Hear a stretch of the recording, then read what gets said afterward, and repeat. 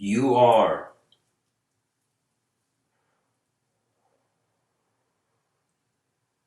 your universal presence.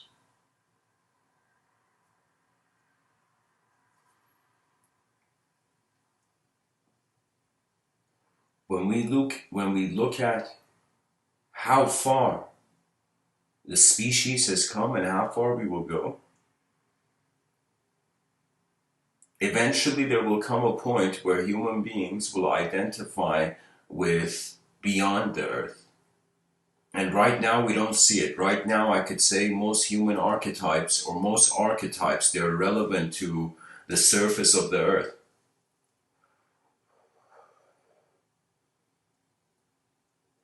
That means right now when we look at galaxies, when we look at universes, we don't identify with them. They are part of our world. But I think what the pattern we see is kind of like as more and more people have kind of opened their eyes in this world, more and more everything in the world has been humanized. And so after some point, once we become an interstellar species, most likely there's going to be the galactic archetypal embrace. What does that mean? That means every person's archetype is earthbound. Imagine possessing an, how would I say it? I don't know what it would feel like. I don't know if we can define galactic as just something that deviates from our form, our biological form, or something that has an awareness to the galaxy that advances or surpasses us, you know? I mean, eventually it's a game of imagery. I remember in a talk before I was talking about this sort of massive ideological costume game going on. So this costume game, I'm just saying that in the future, most likely it's going to become more galactic oriented. I think inside of buildings are going to look more Star Trek like, you know. I don't know what it is. I think it's all the fascination of where the human being is going.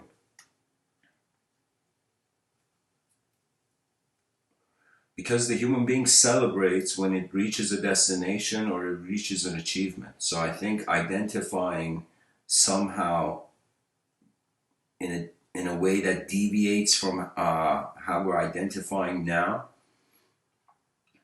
I think a galactic archetype would kind of be a point where a human being, I think galactic archetypes would emerge most likely after we see how extraterrestrials, if there are any, if contact is made physically, how they fit into the story of the human being. Right now, we are kind of like making the story of the extraterrestrial agency behind, you know, it's so many movies on it, so many films bringing in kind of like sci-fi settings of aliens and whatnot. But for me, I'm thinking realistically. I mean, just imagine civilization going by, no aliens, no aliens, no aliens. But then imagine an alien enters the system, and this alien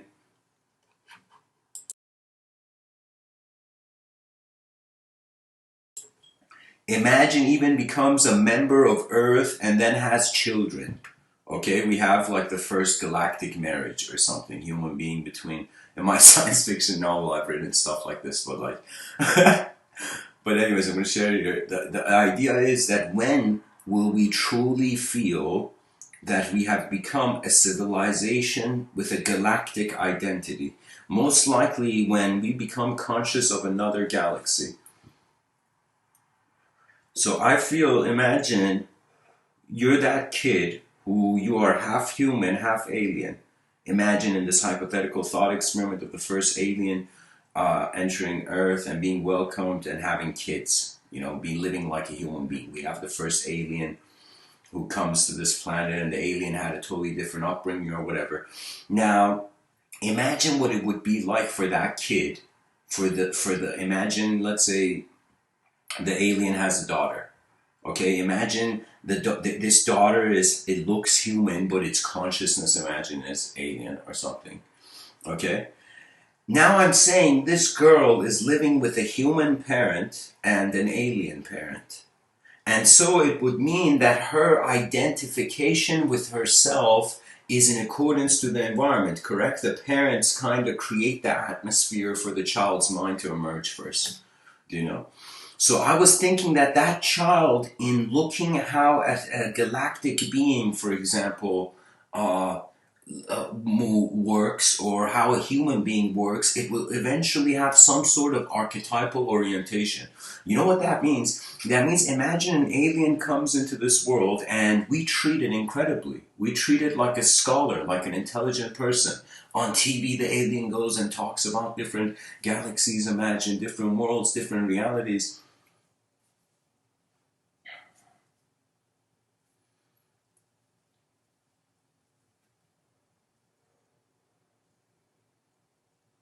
So I'm trying to say that would be when the archetype of the humanoid, in some sense, becomes null for the archetype of the galactic to move. You know, everything in life, it's kind of where you set the borders that really suggests the meaning. So in this episode, I'm trying to just give this sense that at some point in the future, eventually something so new will happen where it will influence the way archetypes get generated. Even though Carl Jung felt the archetypes were scattered, and for example, so many different human beings born in different times would suddenly fall into the archetype of the warrior, or you would fall into, I don't know, various formats, you know, various ways the life kind of sees a spectrum of form to itself. But for me, I kind of look at reality like this, and I'm like, what is accessible? Oftentimes, when I give these talks, I feel like, all right, what can you really say on a rock in the middle of nowhere? And so, I don't know, somehow I have felt that unless we choose to experience something better or more than what we're experiencing currently, it will never come about. So it's as if the first physical step is not the first step. You take a couple steps behind your eyes, then you start moving. And when I say couple steps behind your eyes, what I mean by that is observance. So right now, we are a civilization purely identifying with our noise and our movement. We think silence and stillness, there's no meaning, there's no communication. It's just silence, it's just stillness. What can you say about it? Well, I'm telling you, we are more than what we see. Because what we see is changing anyways. So whatever you see, even if somebody says, prove something to me, it's like you can prove an ice cube, but then it melts. So the proof even changes due to the nature of reality. So I feel we are kind of in a movement trying to have a static linguistic interpretation of reality, only to realize it's not. It's not like that. So what a galactic archetype could mean, it could relate to awareness. Do you know?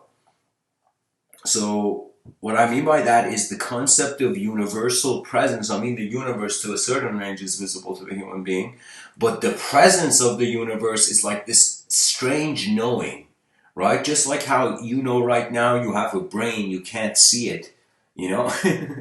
You can't see your brain, but you know you have one. You can't see your heart, but you know you have one, you know? And so you can't see the edge of the universe, but you know it's here. Do you know what I mean? And so really the identification with the universe is an interesting thing, because right now we are thinking about, for example, eventually as a society becomes conscious of language, the linguistic simulation, eventually it will become sensitive to it. So many people saw political correctness happen in Western culture with this PC culture sensitivity. And most people saw it as a bad thing. And on some level, you can see how there's an ignorance to it. But I think that's all a symptom. I think political correctness is a symptom and is a suggestion. It's a suggestion that something deeper is occurring. And what that is the sensitivity of life to a language that is beyond form and only raw experience is left. That means really what separates us from many species or everything on this earth is the faculty that we're conscious of it. So many creatures, they seem to be like, imagine a writer who didn't even look at the page and scribbled lines on the page. right? The writer wasn't even knowing, conscious of what it was writing. The writer was just scribbling lines. But you see, we are like that writer that gets to stare at the empty page. We are conscious of an inevitable void. And many species, what separates human beings from animals is you're conscious of this void. You're conscious that after some point the curtains of the sensory will be pulled. Or pulled open, based on who you are.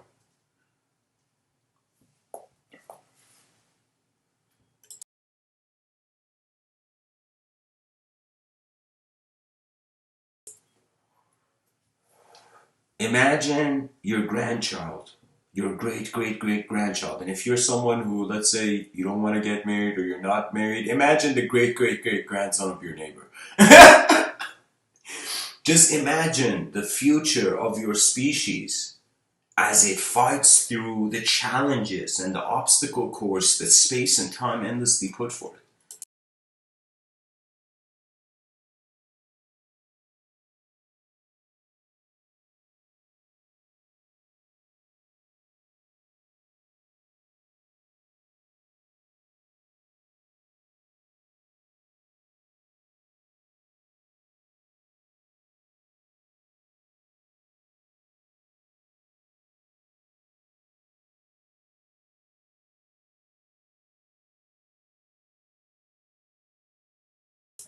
Guys, I'm gonna do something interesting right now. We're gonna go find Saint Dictionary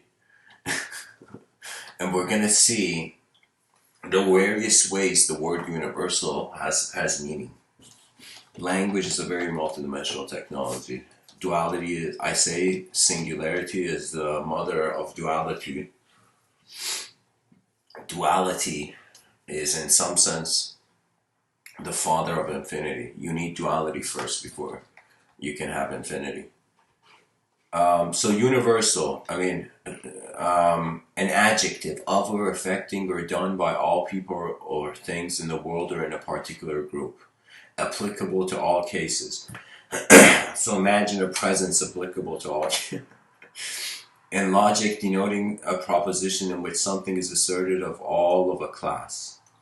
In linguistics, denoting or relating to a grammatical rule, set of rules, or other linguistic feature that is found in all languages. Of a tool or machine adjustable to or appropriate for all requirements, not restricted to a single purpose or position. So in regards to a noun, it's a person or thing having universal effect. That definition was cute.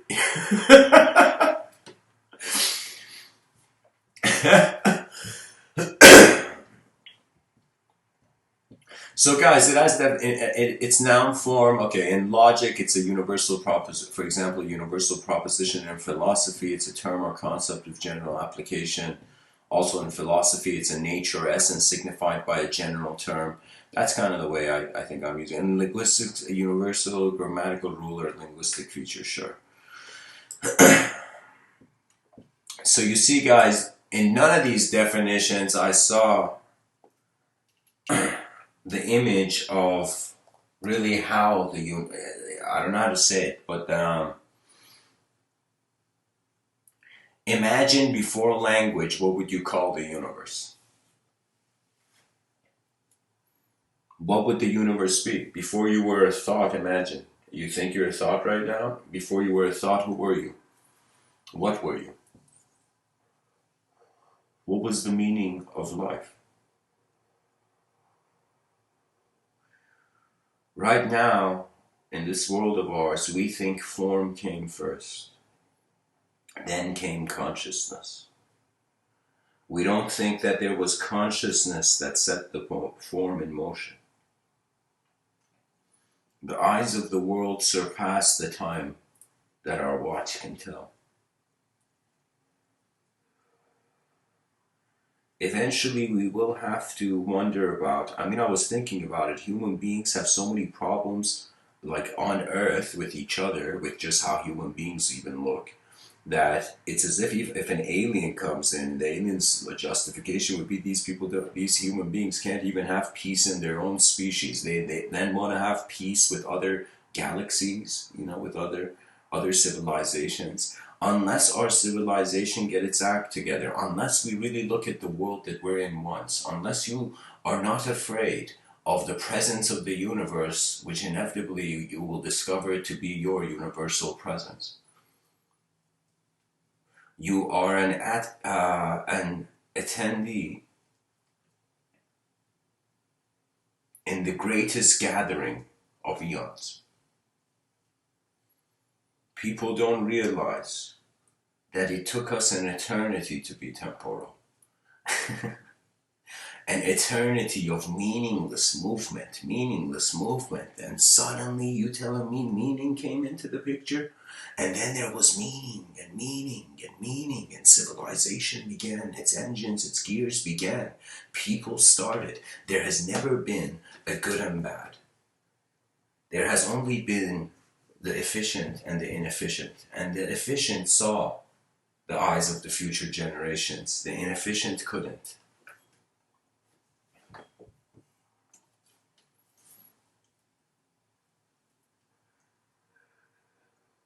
It's kind of a strange thing that right now as I'm speaking, you are in this universe, but you think you are again in.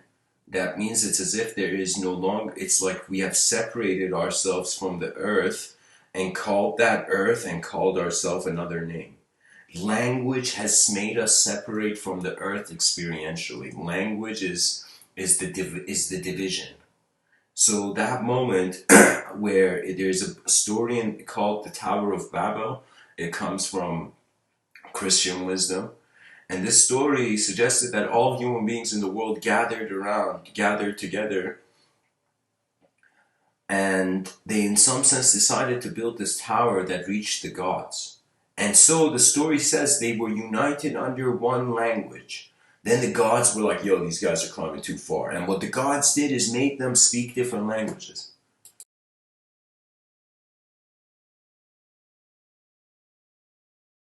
The moment the eyes of human beings couldn't see the same thing, they could never manage to build anything.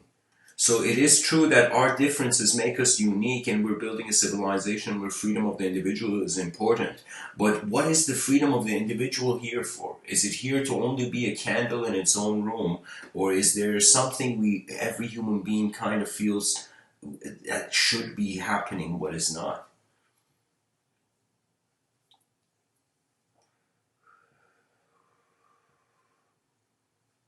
I was thinking like,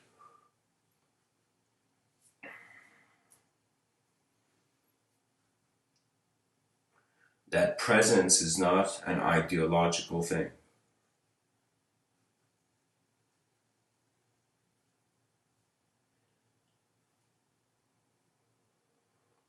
That there are things that if you were to kind of just like, let's assume your eyes were just opened right now, and you were to observe like the content of your whole moment of being, you'd notice an objective component. The objective reality is like shapes that are there. It's like sometimes I open my eyes and I'm like, I didn't order this sight. you know? And so it's in some sense, it's just there, the objective phenomenology. But then you realize the center of, if somebody asks you what does an object mean, it only has meaning to the mind in the room, to the attention that's on it.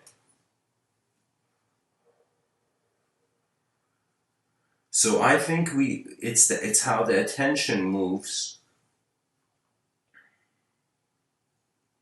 that I think truly suggests how meaning has arose. That means we have thought we are human beings, only to realize we are being and humanity is a part of it. The galactic archetype. I sometimes wonder what would it mean. For example, on Earth we have the archetype of the warrior. Now let's just think, what would that mean? The galactic warrior? Well, does that mean there are extraterrestrials out there that imagine there are like warriors sent by galactic agencies to go fight wars or whatever? So you see, the archetype, its context can become galactic, but the concept is still on Earth. So pretty much either we're gonna probably access galactic archetypes, and then probably 200 years after the galactic archetypal embrace, we're going to suddenly realize that energy was a mind beyond its form. You are conscious in ways that when you remember, I don't know how to say it.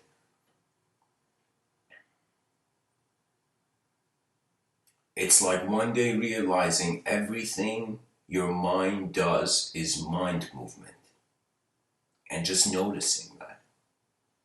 And when you watch your mind's movement, you're actually watching the moment from beyond the describer, beyond the description. That means there is a silent witness as I'm speaking right now, and all these words and everything that I have seen, none of them are that. None of them are the witness.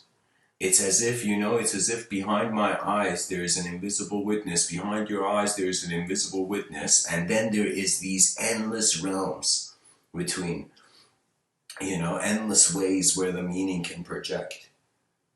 That means for me, the miracle was how human beings ever understood each other. you know? Like, that's a miracle. Language is really miraculous. Language is such an advanced technology that I just literally feel back in the day, aliens came and they just taught us something and they left. They're like, good luck, folks. You're on your own, human beings. And we're like, no, dolphin people, don't go. I'm joking, guys. There's I'm not technically joking. There was this documentary that showed in this cave there were these dolphin people that taught this ancient tribe how to, like, I don't know, navigate through their inner realms or whatever. I don't know. I chose this picture for the wallpaper because you can kind of see the small is in the big. I mean, Plato said, as above, so below. I would say Plato is the founder. Plato is like one of the early commentators, and this might sound intense, but Carl Jung's archetypes, I would kind of say, can stretch from this quote, Plato, as above, so below. As above, so below means that literally imagine like imagine like a rock is thrown into a window dramatically in a movie scene, and imagine an asteroid hits somewhere in the cosmos, hits like a planet or something. I'm just telling you, the movement can echo into context that can go the stretch of your spectrum, you know?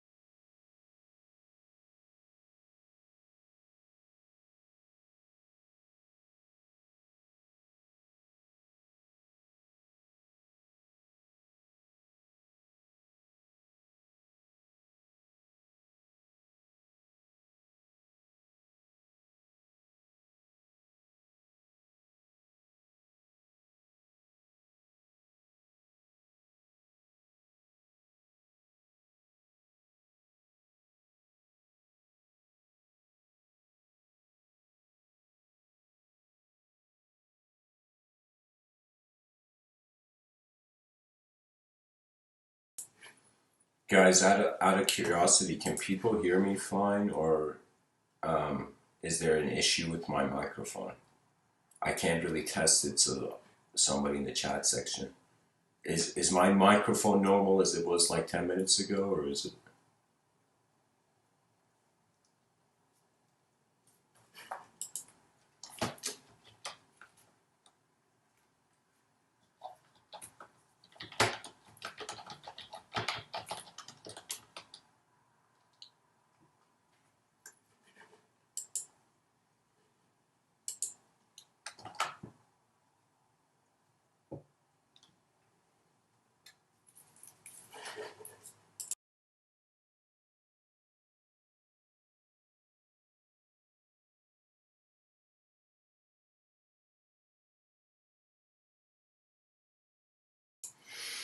Okay.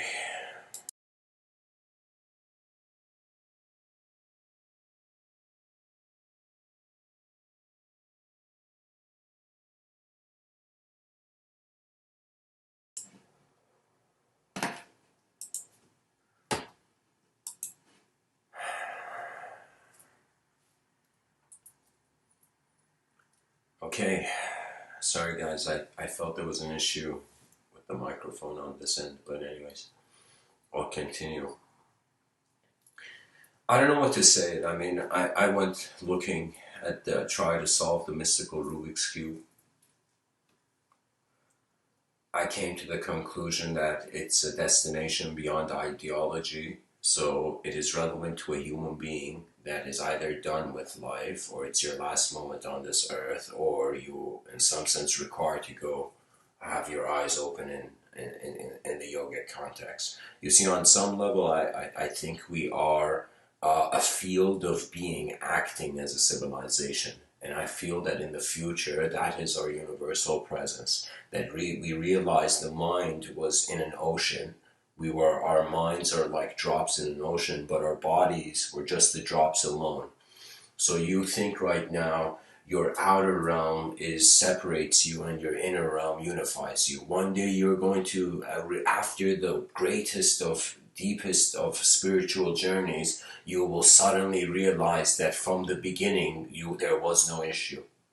You will realize that your youth you were wiser. I don't know, guys. I can't tell you that so many times my teachers haven't even just been external phenomena. It's just been me remembering how I used to be.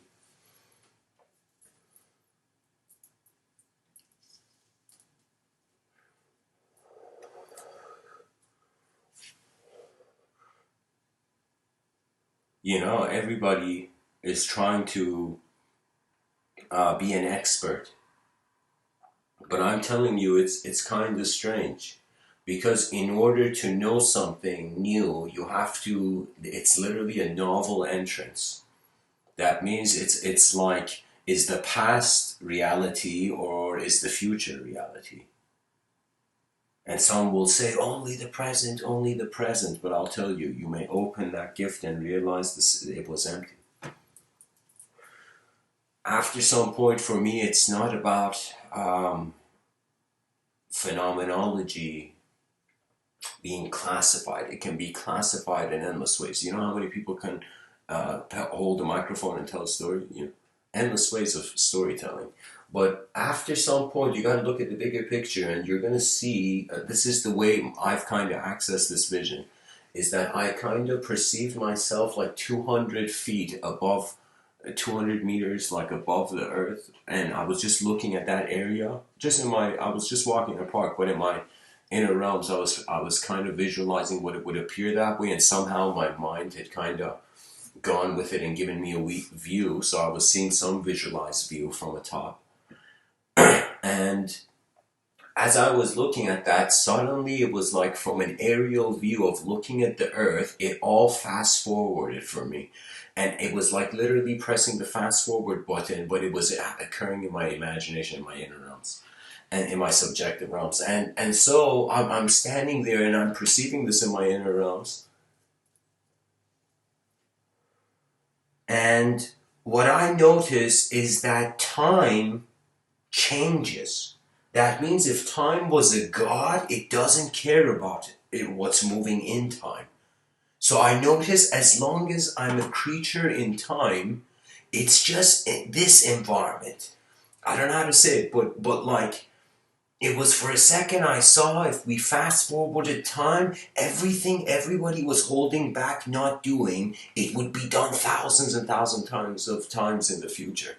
Do you know? My intention is I was thinking later on this view developed where I was like, okay, let me see if I could, like, you know, before I before I leave this plane of existence, eject out of this plane of existence, let me see if I can attempt these 10,000 talks. Then let's see if somebody comes and does more, does more, does more. And eventually we are pushed by our wonder of what our advancement would be like. That's the only thing really in life. If you want to look at the past for meaning, I mean, past is like Past, when you go look in the past is trying to give you hope, and you're like the hope of the past. It's hilarious.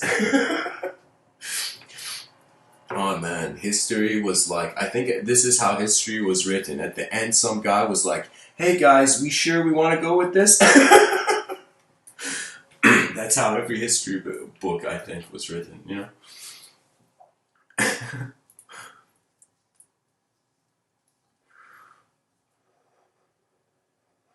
And it's kind of strange because it's like the object is innocent. The object is innocent. That means it's like it's very easy for people to throw, for example, like an object. But for example, to throw a living phenomena is like it's kind of like feels forbidden. Do you know what I mean?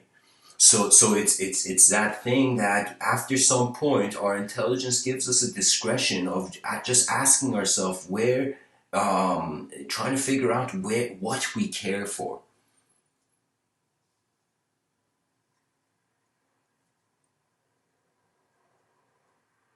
You know, the easiest way to explain the universal presence, imagine like you were a busy merchant and you just came for a break outside and you were just there and some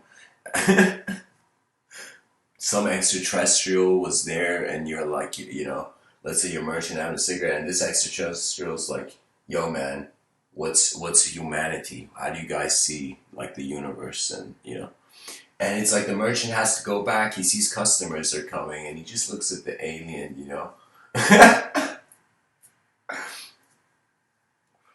And he says, we are present and the universe is present. Whatever we do, it is like a wave in the ocean. That's what I'm saying. We're not just people, we're waves in a cosmic ocean. As I don't know, it might inspire some people to go fishing.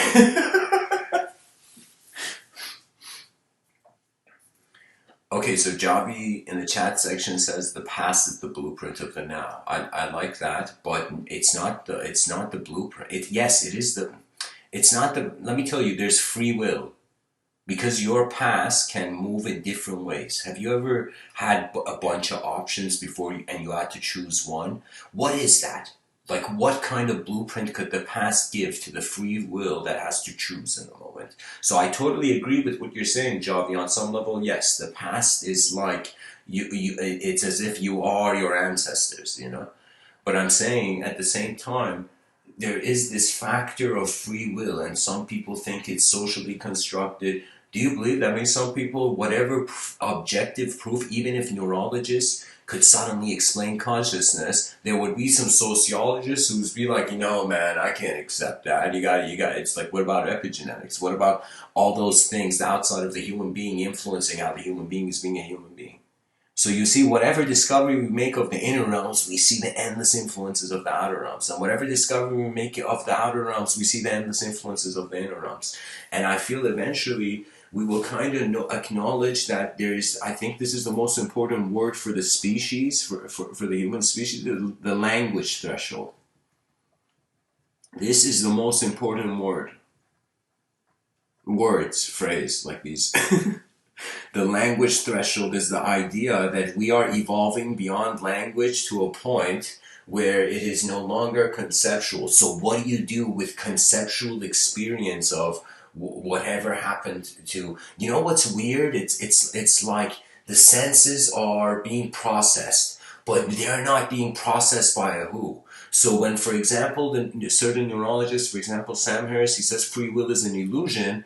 Well, it is true. The concept of free will may be an illusion, but it doesn't mean there isn't something else going on.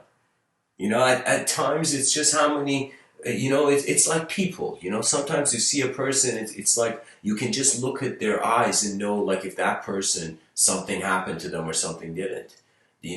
For example, it's like, well, suddenly you see someone still and silent and pale walk in, it's as if something intense has happened to that person.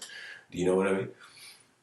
So reality is kind of like, Terence McKenna said this incredible concept. He said that just like the octopus changes color of its skin, and its color doesn't just take the shape of what's underneath it, the surface underneath it. The octopus's language is changing the color of its skin. And I feel there is a language of every human intelligence is speaking that it just exudes, it emanates out of your every expression. It's even on a micro level, you can't hide it. Because the human being, if it doesn't trust something, can't move. That means it's as if like, how did you have trust to open your eyes? Was there faith? You know, was there like did you see proof and then open your eyes? No, the eyes opened. So we have to even have an ability on an intellectual level to consider what it means when all language breaks, when we observe instantaneity, when it's no longer dualistic. Time is like time lives in duality because there's somewhere you are and there's somewhere you're going. But if only you could see that it's all one symphony. And we are all members of an advanced civilization.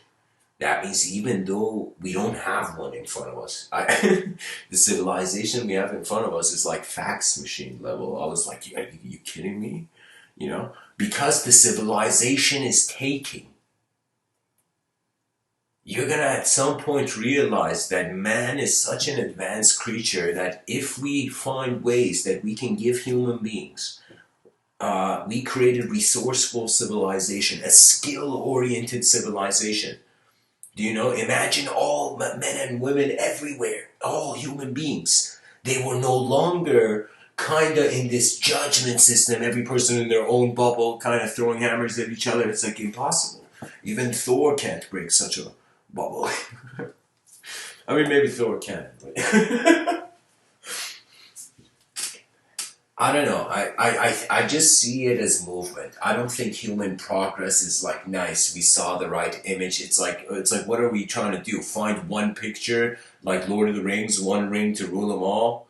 You know, one picture, one ideology to rule them all. No, it seems like it's a garden of thought. It's a garden of ideology. It's a garden of various systems. You know, I was kind of like the other day. I was just in my yard and I was just for a second feeling a sort of silence.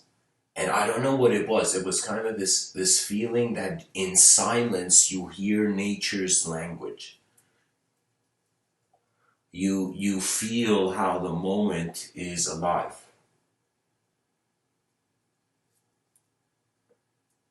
So the past is the blueprint of the now, or I don't know. I mean, on some level, that's more of a physical past, I would say, because the now is like there is a new factor to it. There's a novelty to things, you know. Just like the octopus speaks that language, it's kind of like every person's true nature is being displayed as their behavior. And I believe this is the case. That if you don't care, if you don't move your attention, the world moves your attention. That's really the case. That means whether the path is through attachment, whether the path is through detachment, at the end of it, it's just creatures that have opened their eyes for some time and they need to get by, and most of their meaning of life is actually internal. So when you see a person, like their personhood is actually a non-physical idea, right? When you acknowledge people's minds, it's kind of like, how would I say it? It's like you're acknowledging the potential of what they are.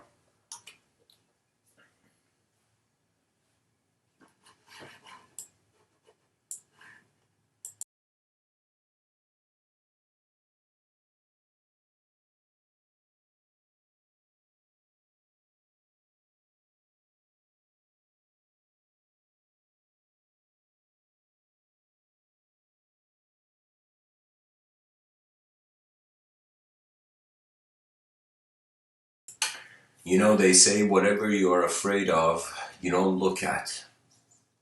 So if in your life you see success but you're afraid of it, you won't look at it. You won't see it.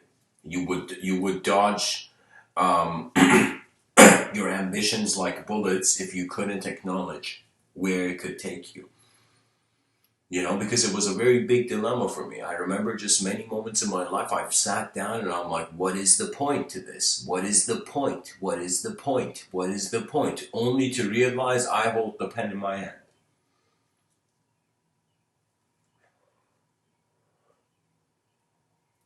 You know, there was something, it took me a while, but eventually I kind of settled into it, and it was realizing that I was living a life while I was trying to live a life.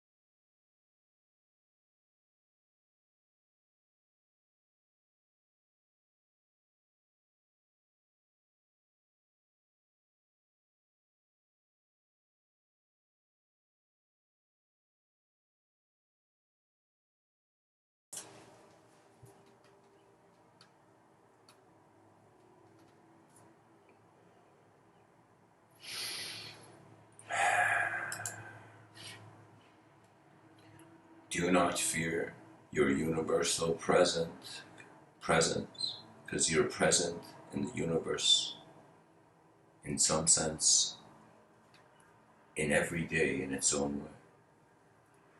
Sometimes I think about it and it kind of blows my mind how many days I've opened my eyes to different worlds, different days. Like every day, it feels like a different animation. It's like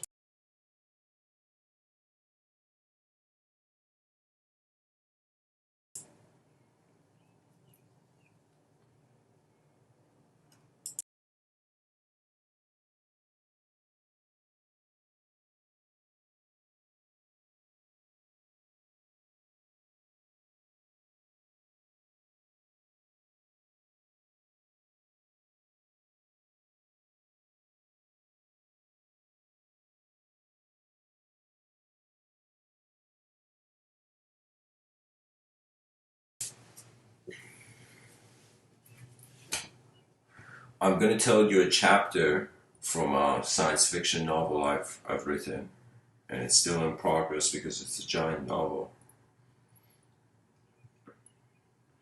But there's a scene where there is a character, and the universe, this novel is set in the year 5025, and in one of the parallel realities,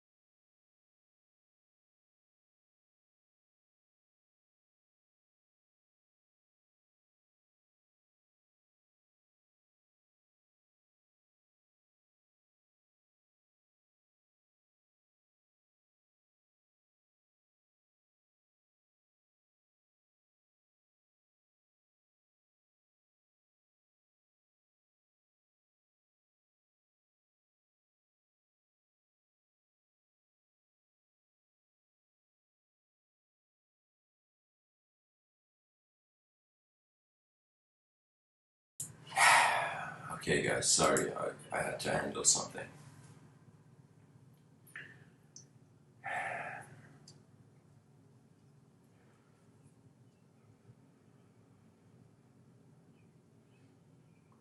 Let's think about how we can, in some sense, fear a universal presence. We can fear things that we can't comprehend. We can fear things which we can't comprehend, but they have unknown dimensions to them. We fear what the past has been like, and we fear what the future may be. So really, when we look at it in regards to the human dimension, the human being is this character in a story. And there's a story the world is giving you, and there's a story you realize that that's your independence, that's your free will you're giving the world. Now, I think success is the proper synchronization and yin-yang like, strangely yin-yang like balance between the inner realms and the outer realms. What does that mean? That means everything I see in the outer realms, just like the yin-yang symbol, imagine the black side was looking at the white side, but noticed the black side in it. The white side looked at the black and saw in it. What that means is it's kind of built in nature's design that when you look at something, you also notice what part of that thing you're looking at is you, and one part of it is that.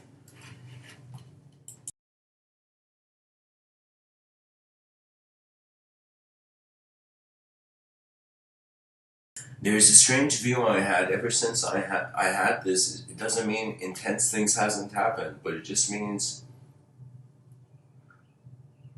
that after some point I realize every moment is a choice of what you want to carry into the future. And that's the sacrifice.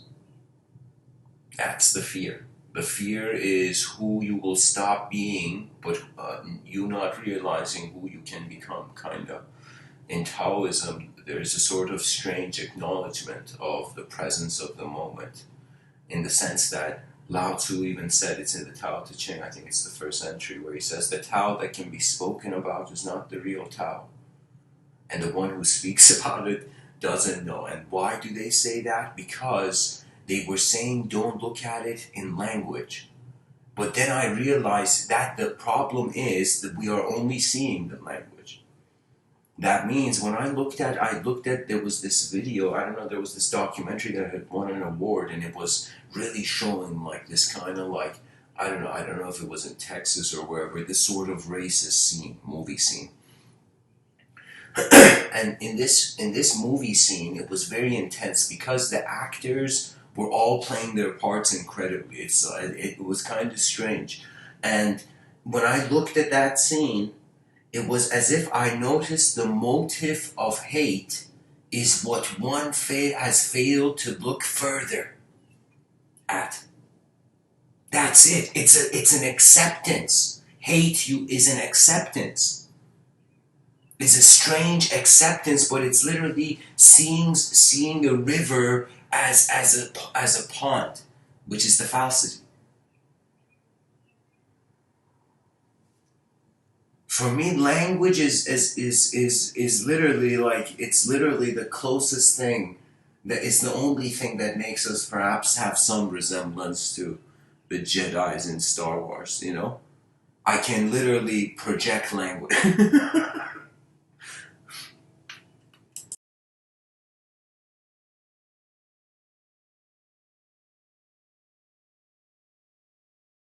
We have to ask ourselves, when will we look at this world and no longer think we are from nations on Earth, but we are from a galaxy? Imagine there was this kind of galactic thing, and this really advanced galaxy in the cosmos, you know, even so, let's say much further than Andromeda even, suddenly decided, or let's say all the galaxies in a galactic cluster, they decided to recruit.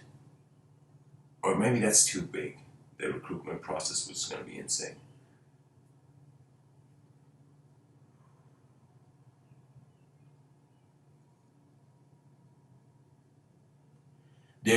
So Michael says the goal is to let go of the ego or low chakra manifestation and free yourself whatever you perceive that to be.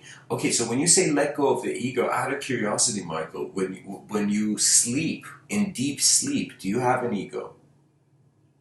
So if in deep sleep you don't have an ego, but you wake up, you have an ego. The ego throughout the years, it's been changing in form. So technically the ego is just where your attention is. It's how your attention is on the idea of a self. But when you realize self and world are codependent, you can't just see the self anymore. You see the world. You can't just see the world anymore. You see the self. And there's this strange balance in nature. I don't know. I don't know why it's like this.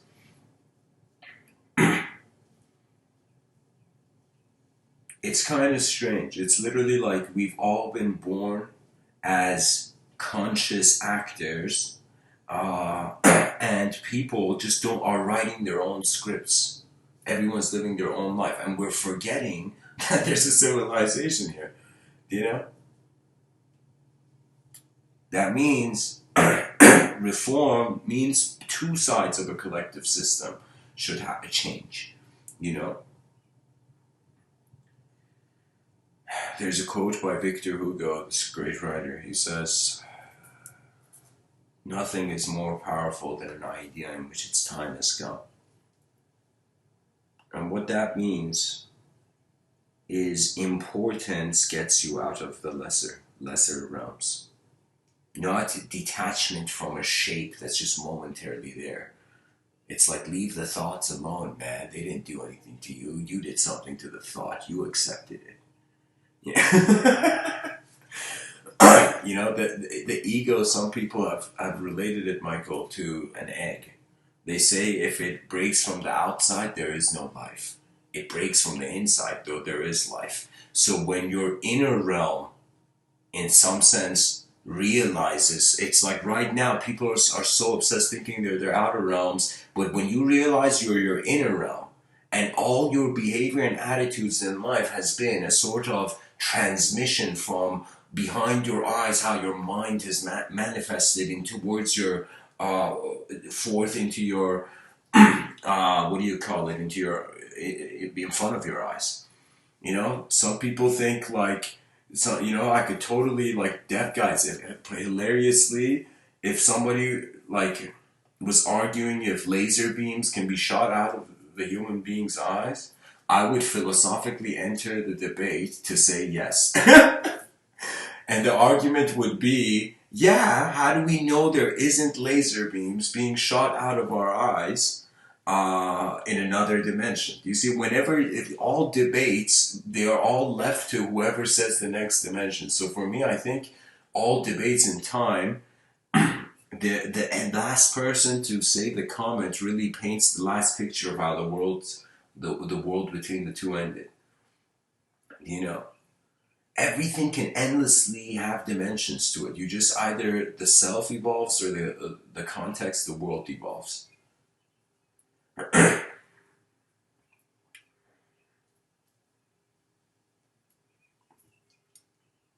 So Michael says, correct, it's interchanging. I've just read something, and understanding that matter is alive, so that makes us one with all. Yeah, but it doesn't mean it makes you one with all as a concept, right? Because these archetypes are momentary. This idea of our sense of we are a self, like, you know, is momentary. What I mean by momentary, I mean there's something that's changed. Like do you see how, like, this word I'm going to say now is going to be literally like Latin. It's going to be another moment. It's like when we bring in time to find meaning, it's like we draw our meaning with the brush of time and space. It's like on the canvas of space. There we go.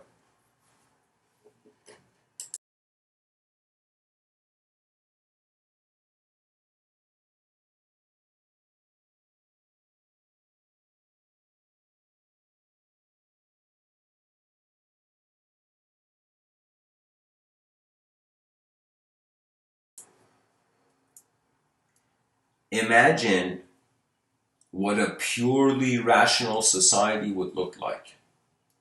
And then imagine what a purely irrational society would look like.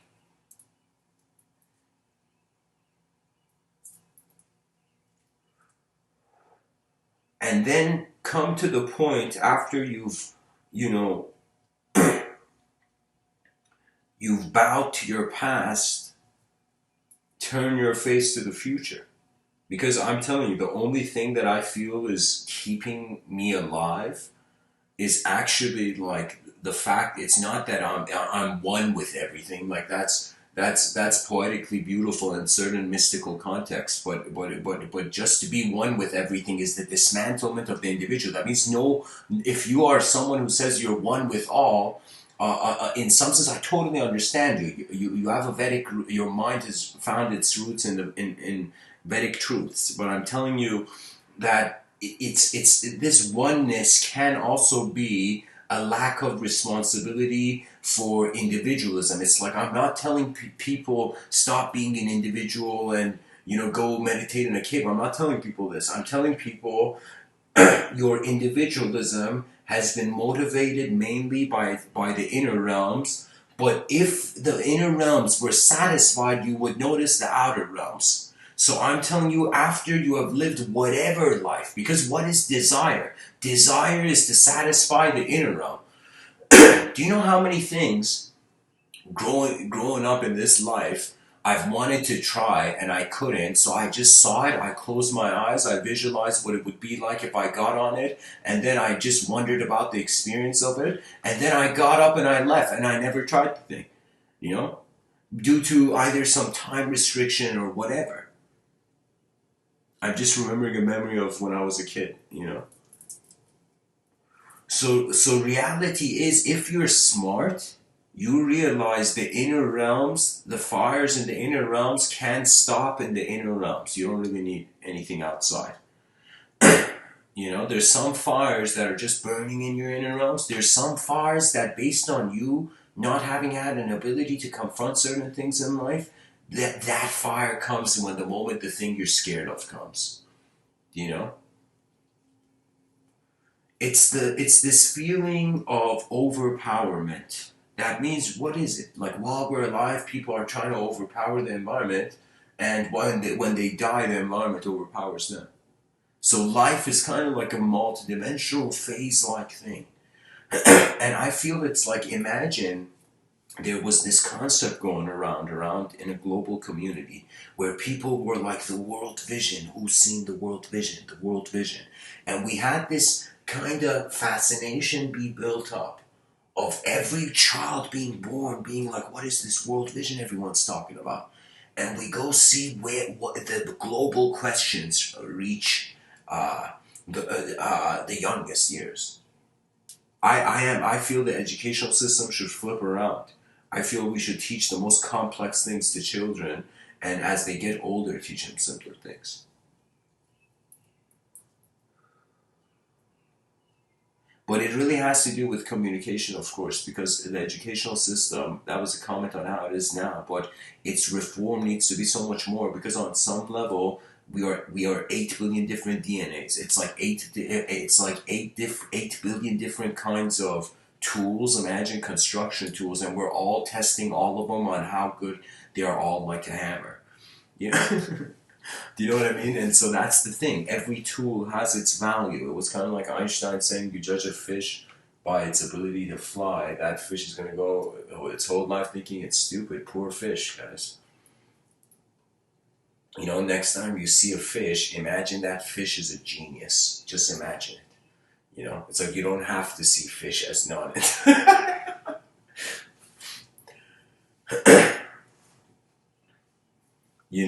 A lot of people, they have a sort of basic idea of the spirit as if, like, I mean, in modern society, Ghostbusters pretty much etched it in the mind of Western civilization that the spirit is like a ghost.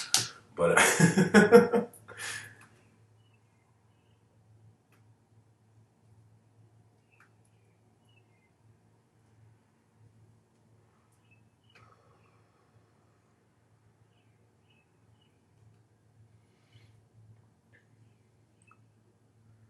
Michael, I would tell you, I don't know what indigo children. What do you mean by that?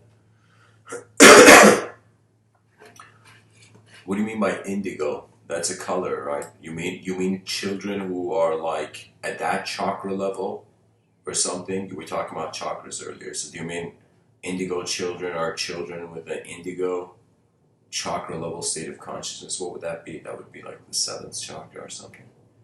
Or third chakra. Third chakra. I don't know what you mean by indigo children age. I mean, there's an age where we're all children, and there comes a time in our lives where we acknowledge the color indigo. But I don't know.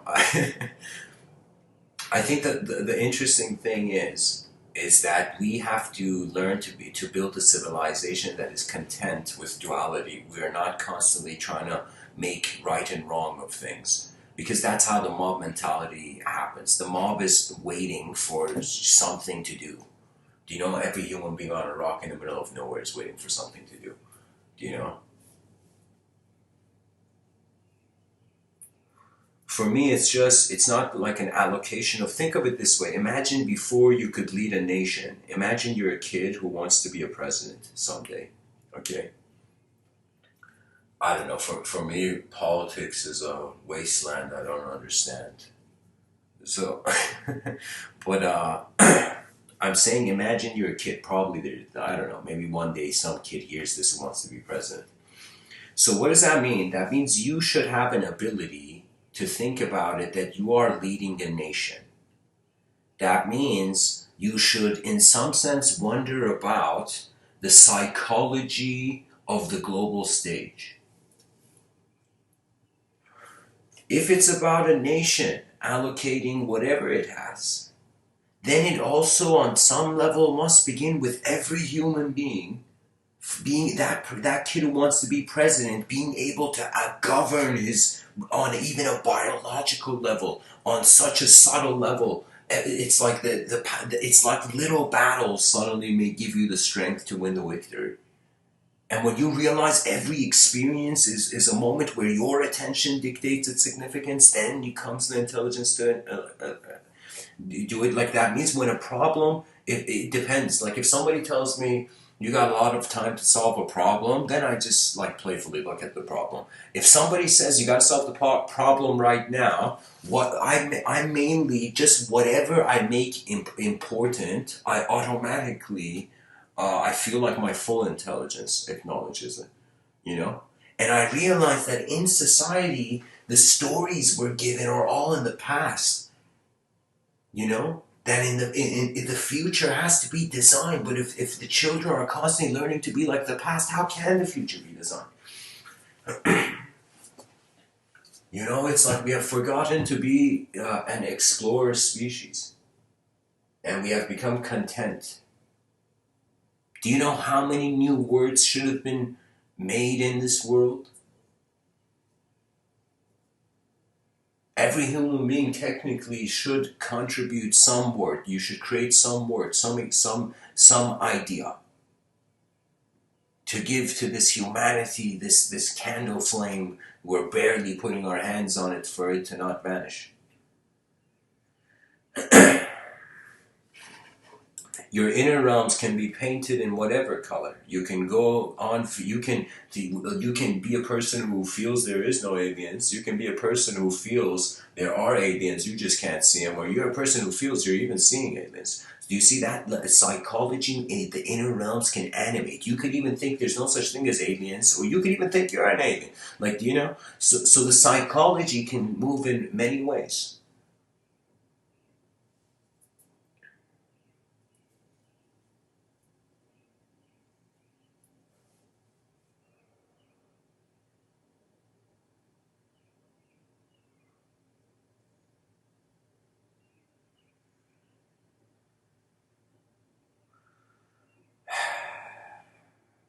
Do not fear how the universe is present, because it doesn't even matter if you fear it or not.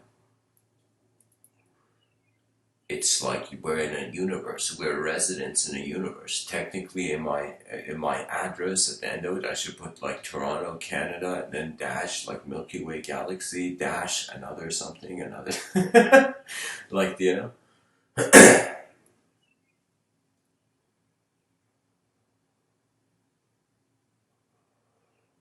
my sci-fi novel, I was going to tell you that chapter. It's called what was it? The main character's name was Azadima. Azadima. In the Farsi language, the character's name means we are free, but in English, it's just some name, Azadima. And this character is this really, really gentle, kind of natured human being, this guy. And the scene of the chapter begins with him sleeping at the edge of this post-apocalyptic version of the Earth, where in this reality, in this parallel dimension of the novel, there is, what do you call it, sci-fi, there's cyborgs. Yeah, I was looking for the word. Half human, half machine, but kind of the machine parts possessing the human part.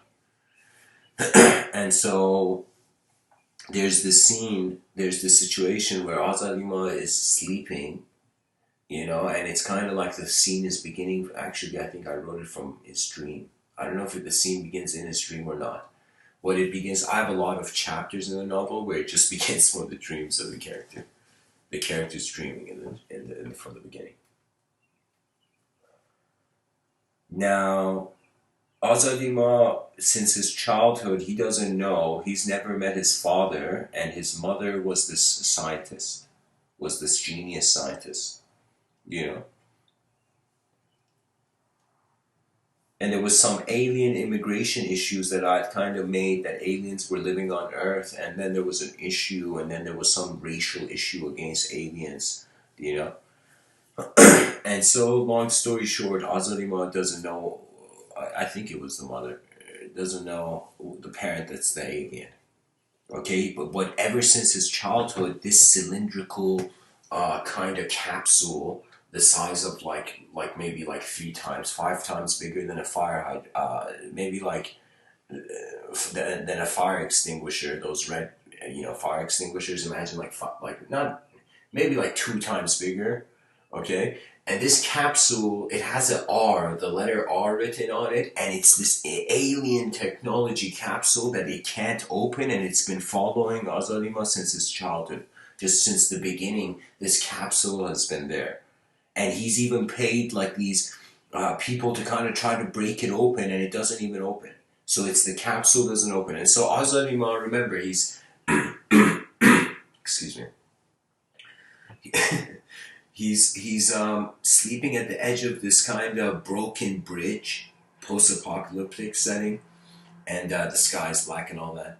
And like what I mean by that is like smog, you know?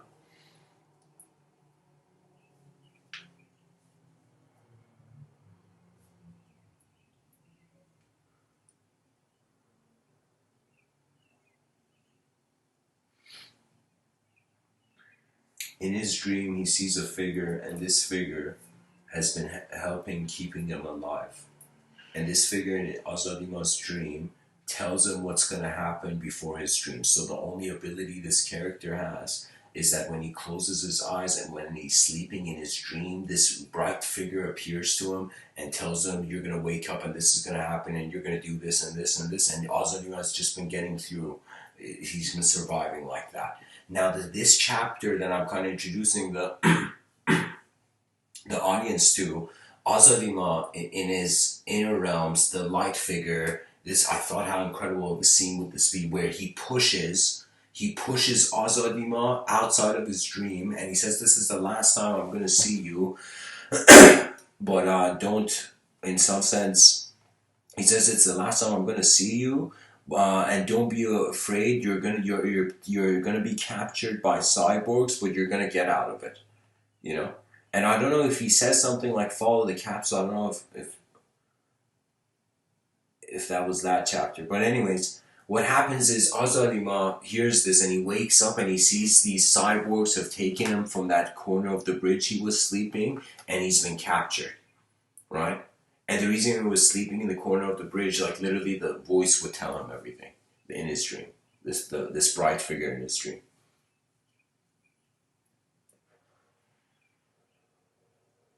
Like his whole humanhood and human psychology was just kept with his dream states alive.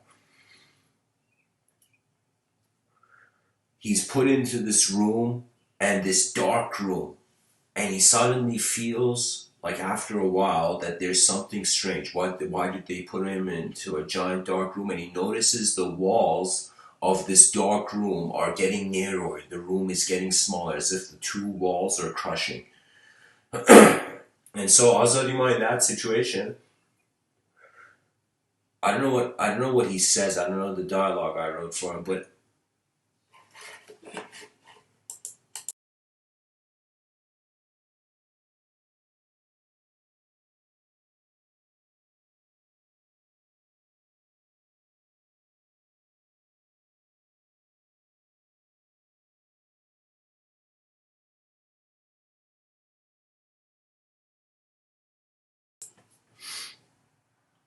long story short, guys, from the ceiling, that cylinder breaks through and stops the walls from closing, and Azarimo gets on the cylinder and gets out of the room from a hole in the ceiling.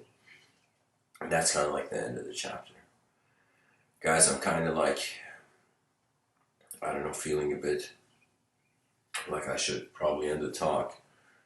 Let me see what one last thing I can say, and then I'll open up 5-minute Q&A.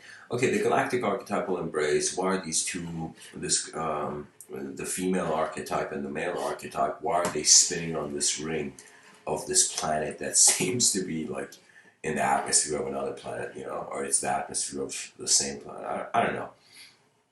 But what is it? We see it is forms. That ultimately duality is the most crucial thing to notice.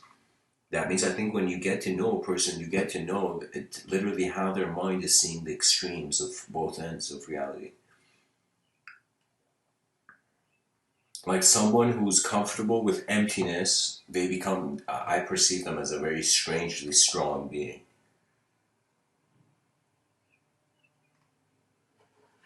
But anyways, guys, I don't know.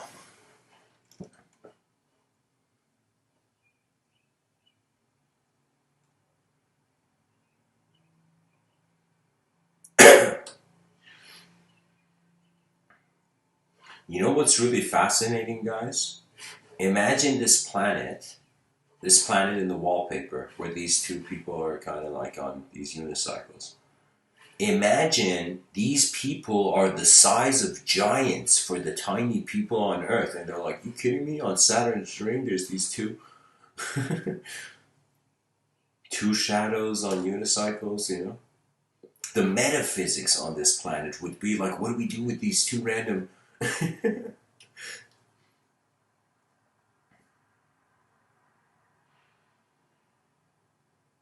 And imagine in the experience of those riders in the unicycle, they think they're just on riding the ring for like, I don't know, for like 1 minute, but imagine for the experience on Earth, it's eons. I don't know, eventually the mind moves towards the universal, They asked Diogenes, where are you from?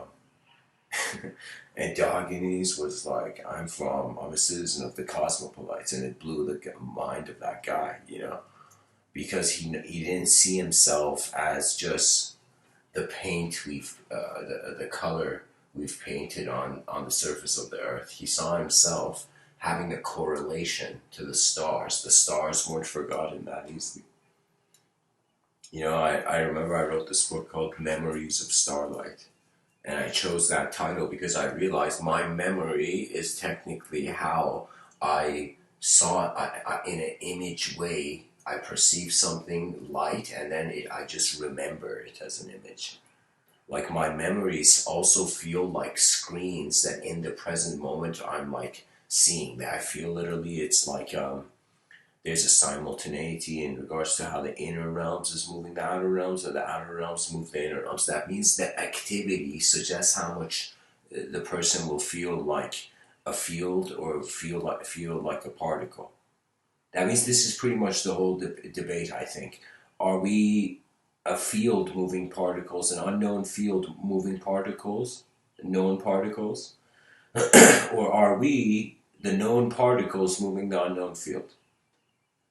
And eventually we come to the canvas of the unknown, where the only thing left is you really have to just go forth. Strangely, life, it's like the mind of the person brings the life to the moment. If the moment is really alive, you'll care for it. If the moment is dead to you, how can you care for it? Yeah. So, anyways, guys, that's the end of the talk. Don't fear your universal presence.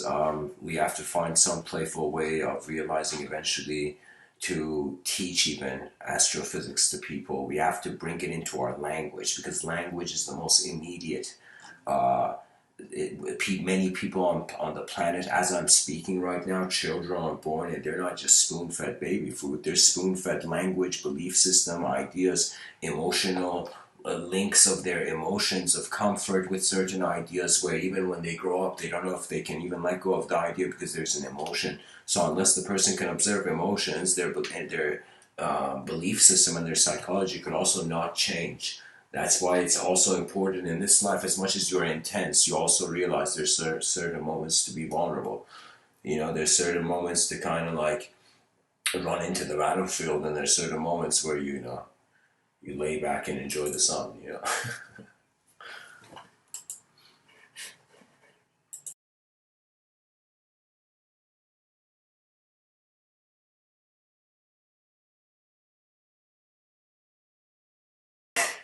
It's like that moment where you're like, hold on, is everything I'm seeing being starlight right now?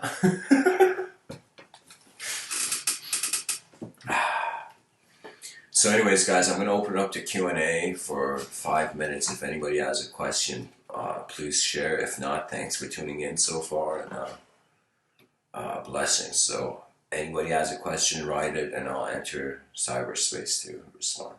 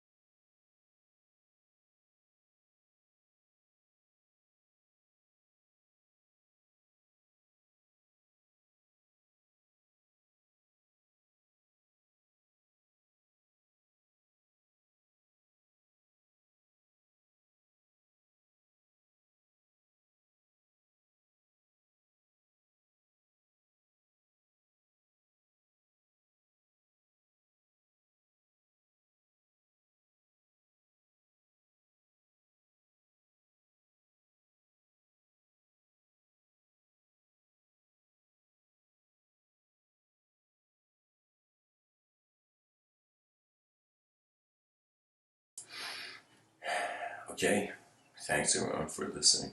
Blessings.